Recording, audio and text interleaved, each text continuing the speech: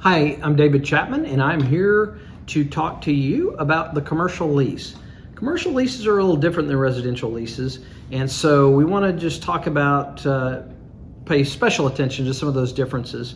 But let me start out and just tell you sort of what the pieces are to the commercial lease that we want to make sure there are the essential elements, if you will, of these leases.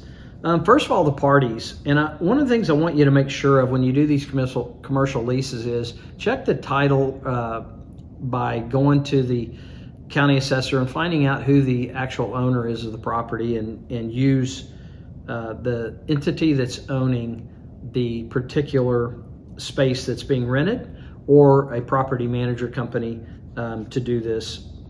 So that would be the owner, and then we want the tenant, the name of the business of the tenant, and if they're personally guaranteeing the space, then you want to also put their name on the lease as well to personally guarantee it.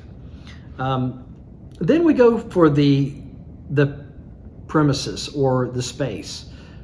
This is done with a legal description of the property, and many times it's a suite number, or it needs more information than just an address and a property description, because it may be broken down into a smaller unit that's being rented. So you want to make sure you cover that adequately. And then we have the consideration of the rent, and we're going to talk about that in a minute in a little bit more depth.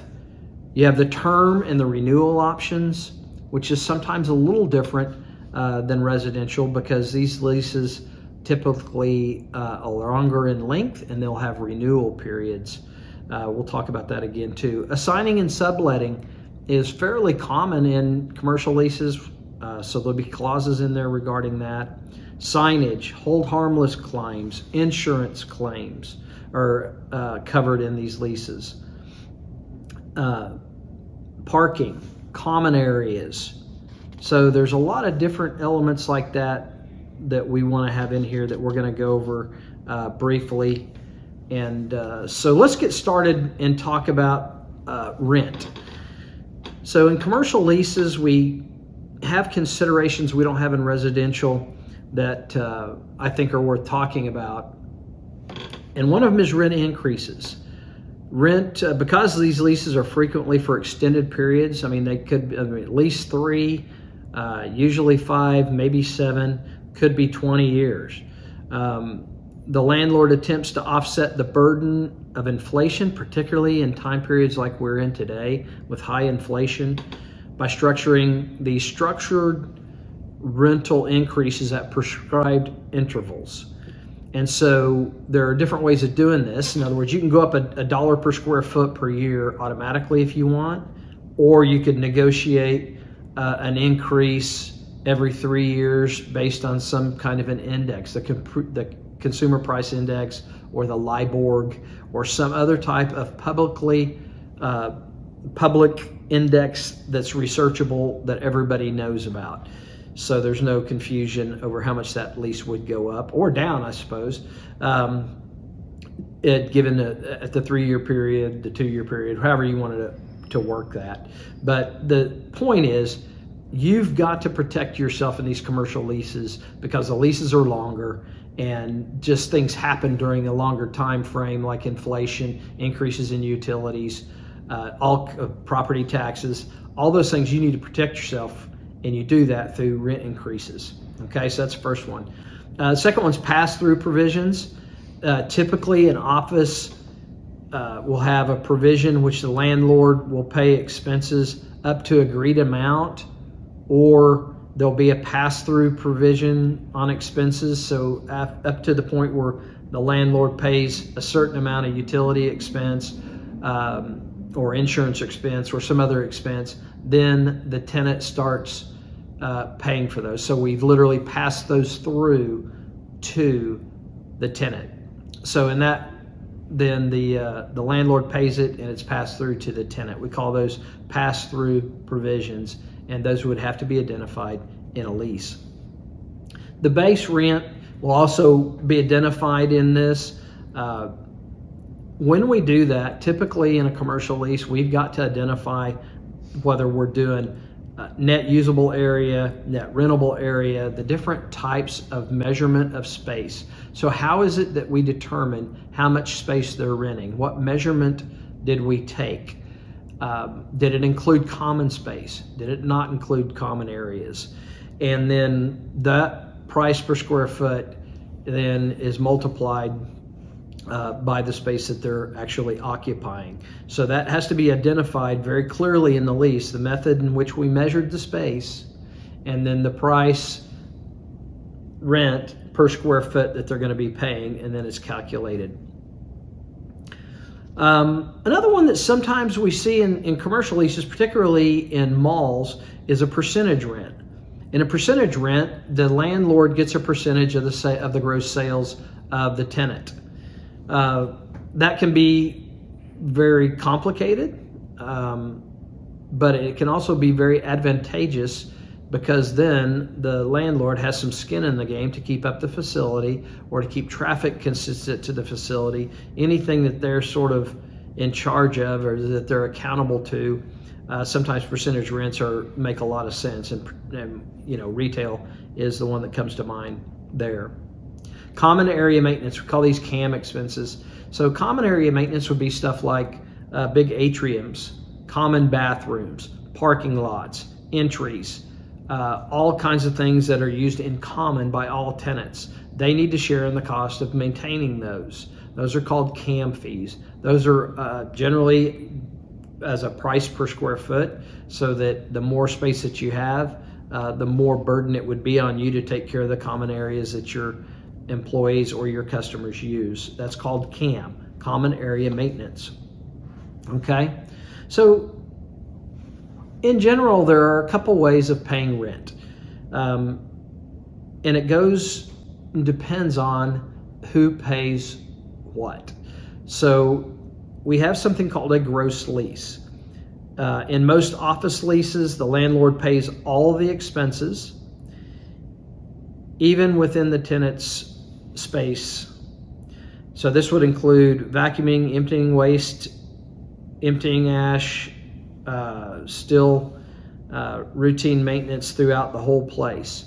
And that's called a gross lease. So the only thing that the tenant pays for is rent. The landlord pays for everything else. Now there might be some pass-through provision, but everything else, everything is paid in that by the landlord. A different way of doing that is what we call a net lease. And a net lease indicates that the tenant pays at least something, okay? So in different parts of the country and in different industries, we define net leases differently. Just be sure and recognize that you know that under a net lease that the tenant pays at least something. So usually it's utilities, okay? It could be utilities maintenance, it could be utilities maintenance and taxes, it could be utilities maintenance, taxes, and insurance. So there are lots of things under a net lease general category that could be paid by the tenant. If the tenant pays all of the expenses with the exception of the mortgage and the principal, the payment, then we call that a triple net lease, a net lease, triple net lease. And so those are very common in places like Walgreens, CVS's. Just triple net leases are very common with nationwide chains, and they'll have local investors that provide the building and don't pay anything except for their payment, and then the tenant takes care of everything else.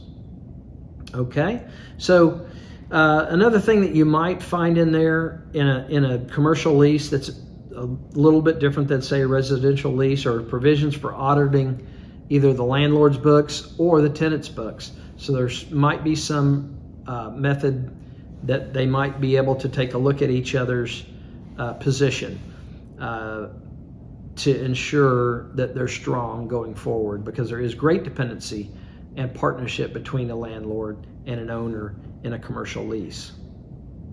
Okay, so those are some of the different ways and considerations when we talk about rent. Some other provisions that we would find in a lease, term and renewal options. Because it costs a lot of money for a big company or any company to move a commercial operation, many times they want a renewal option. So this would be a predefined way of negotiating an extension to the lease.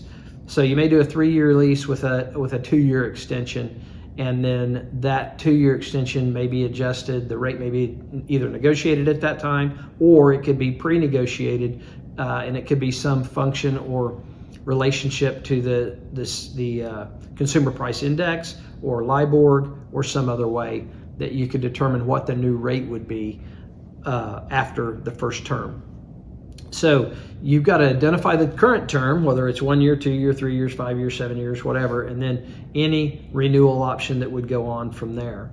Another thing that needs to be addressed in this lease is the ability to assign or sublet the space. Particularly right now, after the pandemic, what we saw is we saw during the pandemic that everybody moved home to work.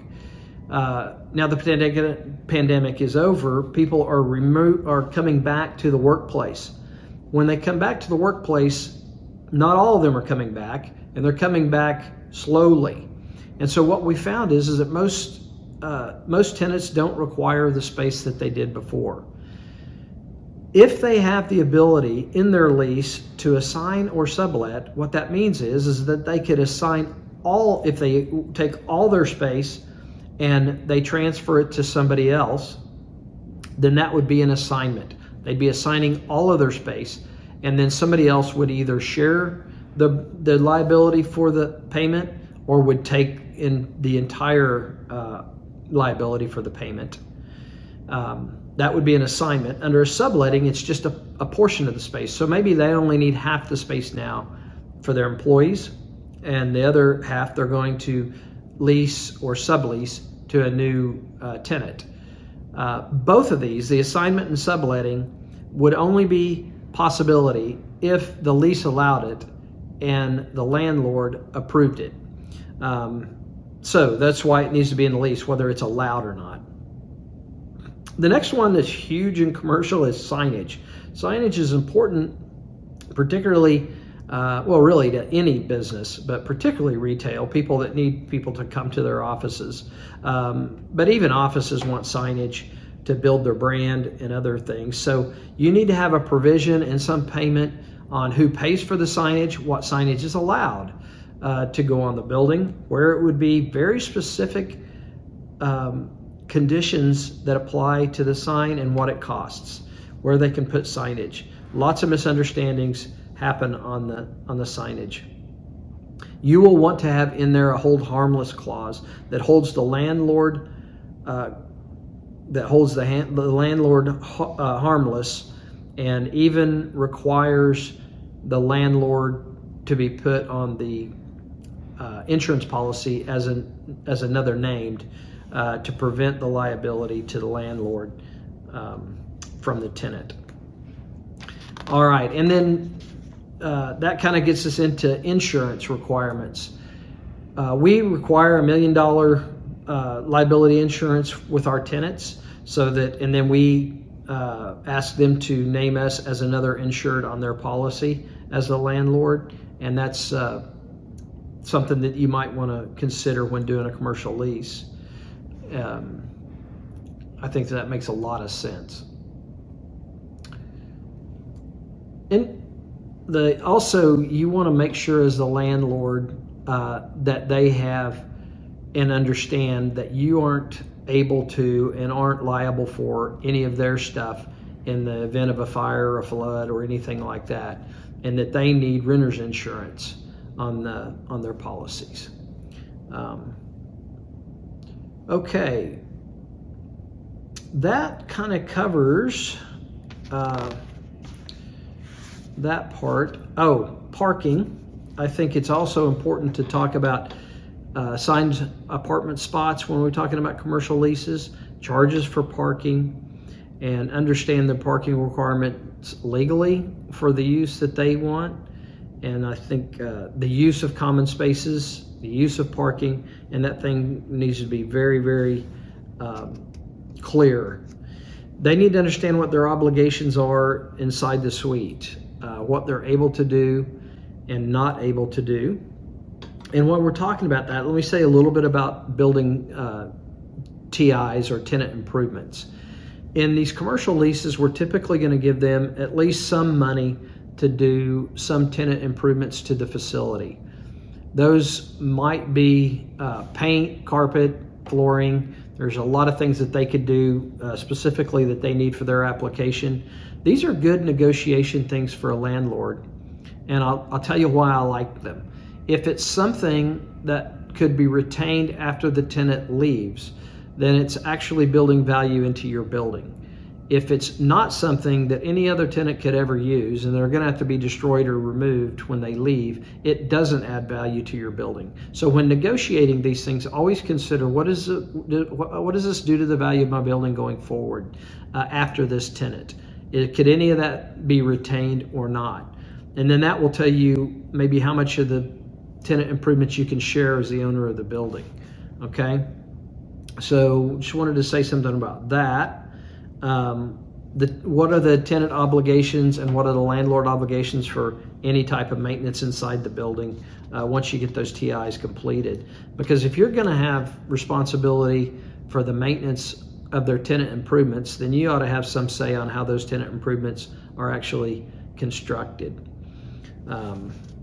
There are other things that need to be in there, like condemnation and hazardous materials in the building and stuff like that, that you need to make sure that they don't have. You need to have in there a landlord's right to entry. I would do at least a 24-hour term in there to where you have 24 hours upon notice to enter, unless there's an emergency, and then you could have the right to entry immediately. I want to talk about, just say something about non-complete clauses. I've run into this a lot in the way of retail. And sometimes it comes, I'll give you an example. I was working with a tenant who was working with a jean manufacturer. So she was going to sell jeans, a certain brand name. And they had a requirement that nobody else within a 5-mile radius that sold those jeans, she could put her office within 5 miles of those people. So I had to all of a sudden know about jeans and know who sold jeans and make sure that we have a non-compete there with anybody else in our place, and that people know that. So a non-compete would be a situation where you are obligated not to take a lease from anybody else that would compete against them in certain categories. You need to be very clear what those are when you do non-competes in retail. Like, it's probably reasonable that you would agree that you won't put another coffee shop in the same strip center. Items like that would be a non-compete clause.